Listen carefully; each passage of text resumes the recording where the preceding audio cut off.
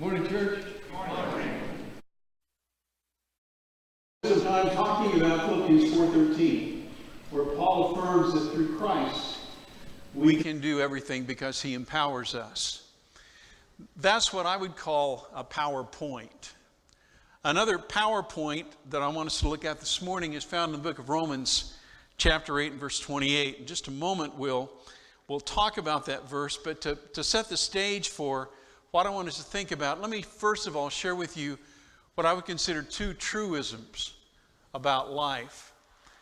The first one is that all of our lives really are a balancing act between chaos on the one hand and order on the other.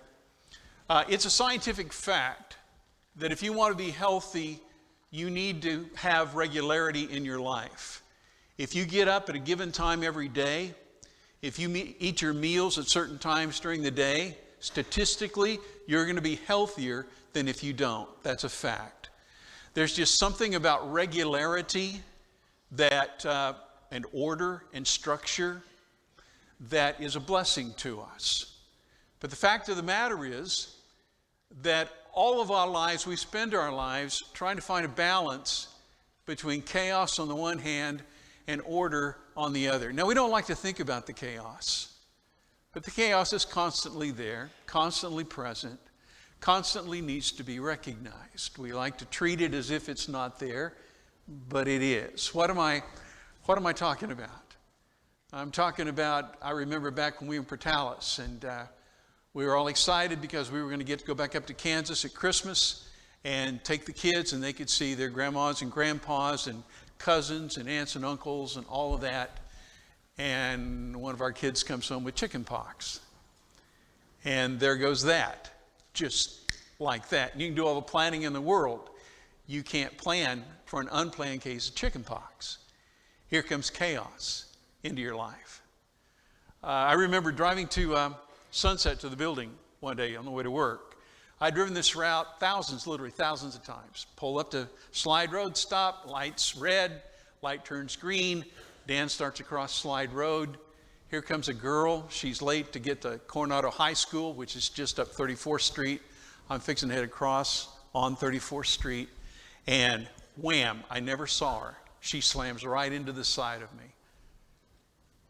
I did not get up that morning anticipating that somebody was going to wreck my car and wrench my back. Chaos entered my life, just like that. No warning, no planning, no nothing.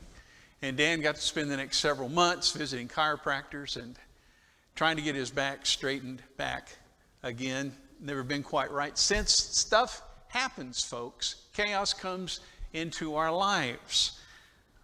Floods, who planned on that? But here it came, and here it is. And it brings disorder into our lives, chaos into our lives.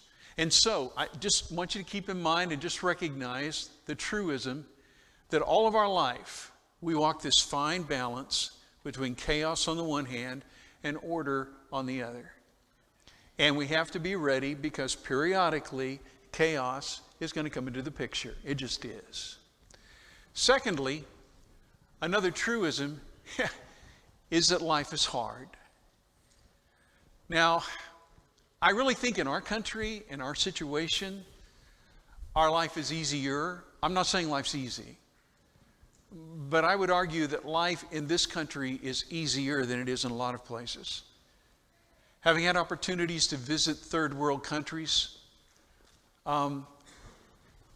we got up today thinking about what we were going to eat at some point in time. Got to make plans for that. You didn't get up this morning wondering if you would eat today. We complain because the alarm goes off and we've got to get up and go to work. We forget we've got a job to go to work too. You've got hundreds of millions of people in this world who would love to have to get up in the morning and go to work. They can't find a job. They have no work. They have no guaranteed source of income. We complain about how hard life is in this country. Relatively speaking, life is easy here compared to the way that it is in a lot of places. Nevertheless, the fact of the matter is that life is a constant balancing act between chaos on the one hand and order on the other, and life is hard. It is a struggle. That's just a fact. Now, in light of that, what kind of perspective can we bring to those truisms? And I would argue that one of the most important perspectives we can bring to that is found in Romans chapter 8 and verse 28. Listen to Paul. Now, here's 3 translations of this verse. Again, to me, one of the best commentaries that you can have on any verse to try to get the flavors for what's really being said in the Greek is to look at different ways in which it's translated. Note how similar these translations are, which indicates that pretty well anyone you read from is telling you that this is pretty much what Paul says here. ESV, we know that for those who love God, all things work together for good, for those who are called according to his purpose. New International Version, and we know that in all things, God works for the good of those who love him, who have been called according to his purpose. New American Standard Version.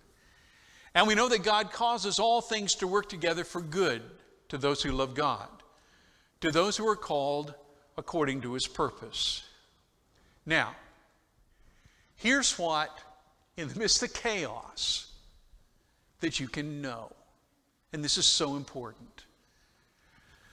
There are 2 words in Greek that you can translate as know. One of these words is gnosko. Gnosko suggests inception or progress in knowledge. You are in the process of learning. And so you walk into algebra class in high school that first day, and you are in the process of learning algebra.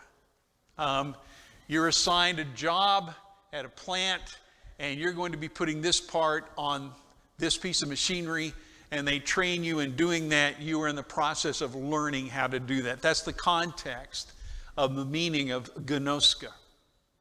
The other word that's found in Greek is oida. Oida connotes a fullness or completeness of knowledge. It speaks of a certainty. And so you look outside and the sun is shining and you go, sun's shining. You speak with certainty. You know that that's true. 2 + 2 = 4. We build our lives around truths like that we know for certainty. What's important to note is that when Paul begins this sentence, the word that he uses for know is oida. In other words, this is very important. Paul is not saying, I am in the process of figuring out that all things work together for good for those that love the Lord. It's not what he's saying. He is saying, I know for a fact, I know for a dead certainty, I am building my life on the truth that all things work together for good for those that love the Lord. Now, all things work together for good for those who love him. Does that mean bad things as well as good things? Does that mean sinful things as well as righteous things? How can we know this?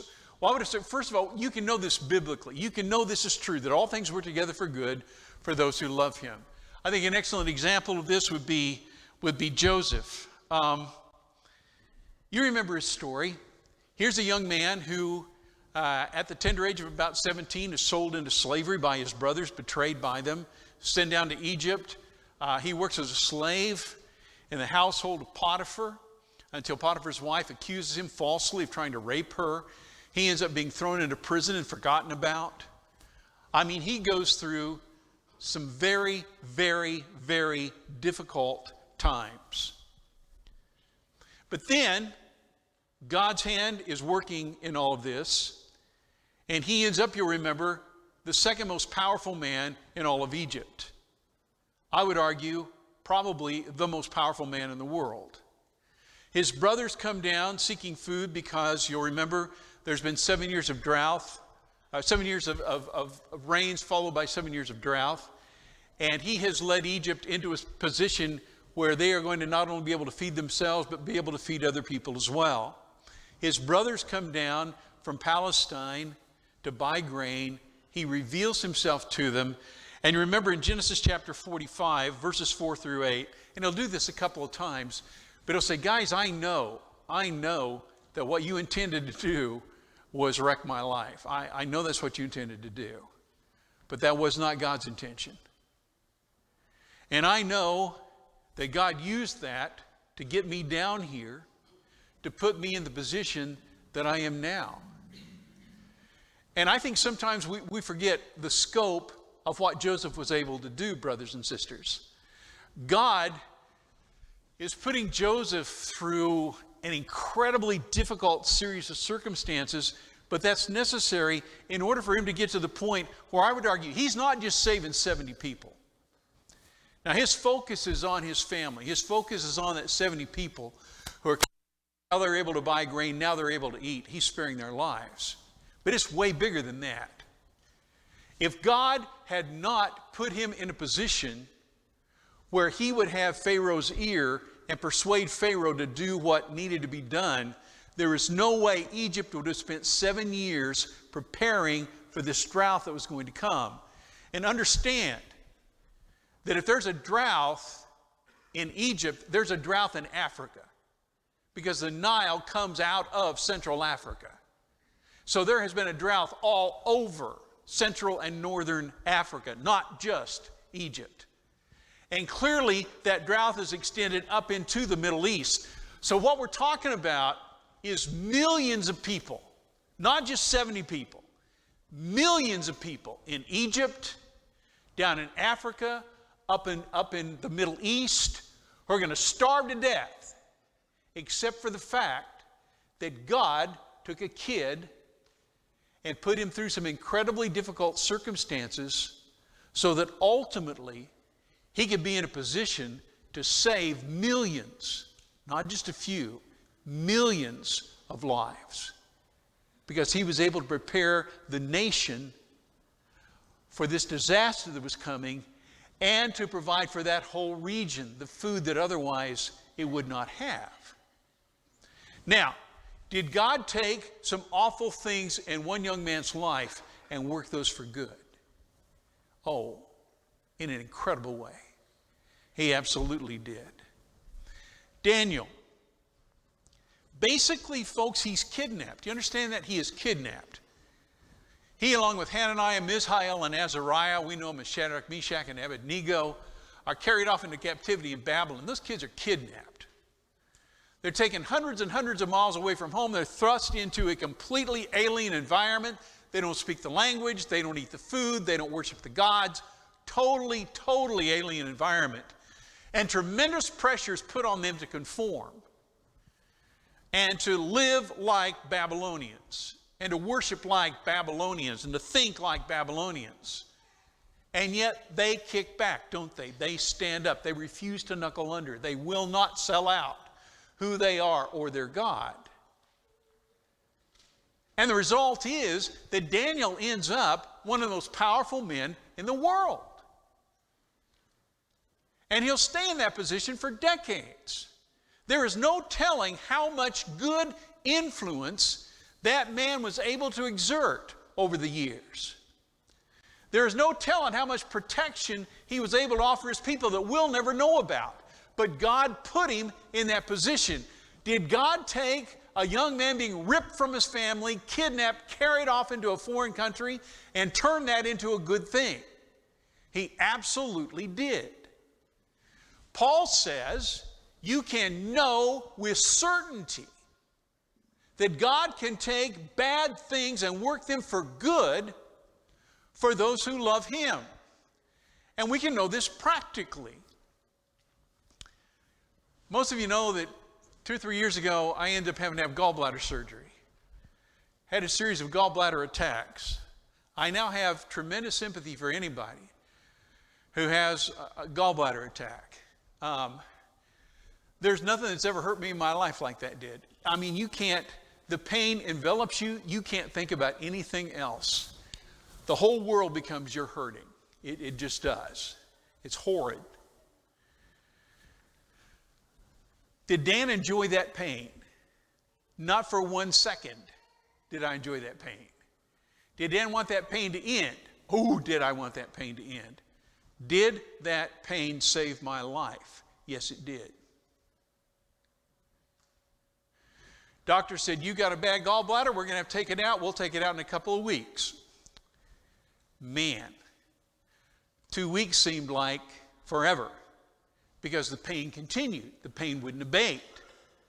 The pain got worse. And so I'm calling the doctor and you need to do something. They take me into the emergency room, check me out. They go, okay, we'll take your gallbladder. Well, they get in there and they find that gallbladder was literally coming to pieces. My gallbladder was in the process of killing me. And if we had waited a few more days, it probably would have. That pain that drove me crazy saved my life. Because that pain caused me to persist and say, you got to do something. Until finally, they did. Did God take something that I never want to go through again and work it for good? Yeah, He did. Because I probably wouldn't be standing. I did. I had a dear friend who was fired from a preaching position that he held. He felt like he was fired unjustly and unfairly, and I did too. And I heard for him. And he struggled. But he found another place to preach. And he found, you know what? He really liked it there. And he thrived and did well, and the church thrived and did well. And he had an opportunity to move to a congregation in Texas and work with that congregation. And that congregation has thrived and done well, and so has he. And if you had a conversation with him now, you know what he'd tell you? He'd say that was one of the best, worst things that ever happened to me. Getting fired. He said, he'll tell you, I wasn't happy doing what I was doing. I wasn't happy where I was at, but I couldn't see any way to quit.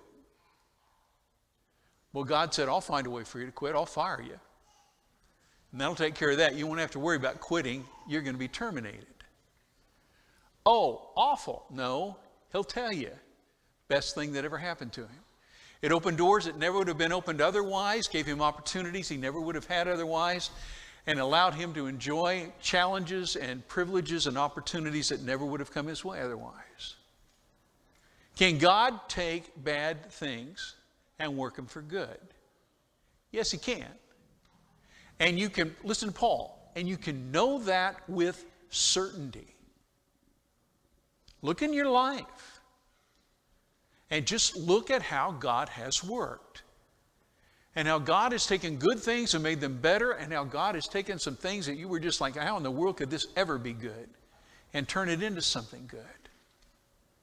Because that's who He does. That's what He does for those who love Him. And so you see, as we've talked about in talking about perspective, we can have hope when others have only despair. When chaos comes into your life, you don't have to throw in the towel. You don't have to quit. You don't have to say, okay, I'm done, I'm through, that's it, I'm tired of all this. You don't have to do that. Because we have one we serve who is going to bless you and care for you and work things together for good for you. Remember, as we've talked about, hope is simply faith looking to the future. That's what hope is.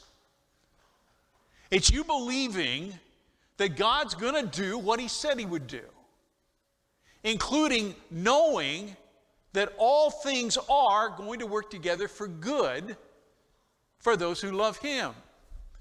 We serve the only one, brethren, who has the power and the willingness to make all things good. I know how you feel about your kids. You feel about your kids like I feel about mine. I want everything to work for good for them.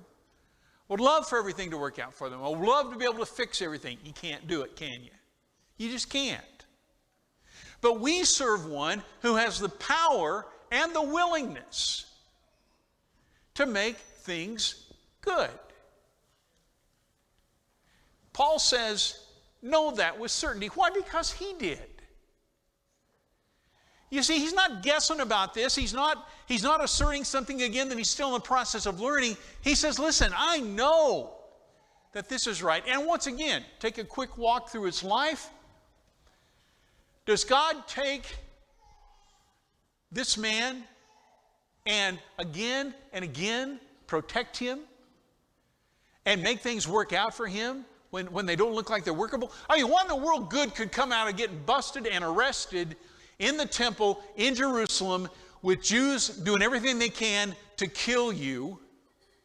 I mean, you have to be rescued by the Romans. They have to kind of hide you out. People hate you so much. How in the world could that possibly work for good? Paul says, well, that got me my ticket to Caesar. Never would have happened otherwise. But he ends up appealing to Caesar, and Rome pays for his trip to Rome. Okay, and he gets to go to a place that he had planned on going to, and God takes care of it. On the way, remember, there's a shipwreck. He's saved from that. He's on an island, and he's out gathering sticks, and a poisonous viper bites him on the hand. And everybody stands around watching, waiting for him to drop over and die, and he doesn't do it. Why? Because God's planning on him going to Rome. God's got stuff for him to do. It's not time for him to pass yet. God works in his life for good over and over again. And so he can sit in prison and go, I can do all things through him who gives me strength. I know what God can do. I know what he can do and what he will do for those who love him. 1 John 4:19. Remember what John says there. We love, why? Because he first loved us. Isn't it easier to love somebody who loves you first? You know, where would Hallmark movies be were it not for that right there? Does he love me or not? I don't know. Does she really care about me or not? I don't know. Well, we've got to go through 90 minutes of torment before you find out, yeah, he really does. She really does. It's going to be okay. Okay? We love because somebody first loved us. I mean, that's just how we work. You love God because he loved you first. And not only did he love you first, but because God is love. 1 John 4, verse 8, I would assert God loves you more, he loves you better than you'll ever love him. Listen to me. He loves you more and he loves you better than you'll ever love him. Because that's who he is. If God was willing to send his son to the cross, and his son was willing to go, brethren, why should we ever question his care? Why should we ever doubt that he is going to take care of us? That he is going to watch out for us? If he was willing to make that sacrifice, there should be no doubt in our mind about what our Father intends for us. And what our Father intends for us ultimately is good.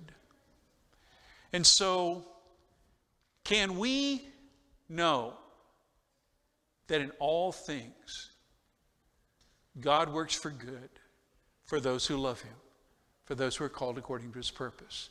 Yeah, we can. Are there going to be times of chaos and difficulty in our lives? Absolutely. Is life hard? It absolutely is. Does that mean in those times of chaos and difficulty that God has forgotten about you? Quite the opposite.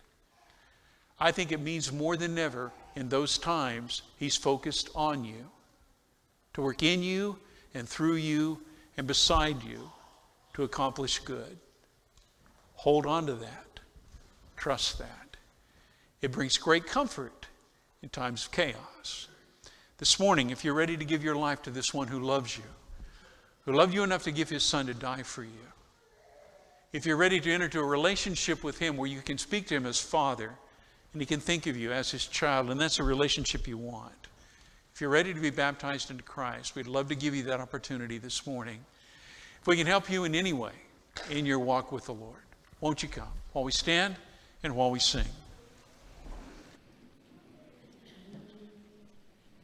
In the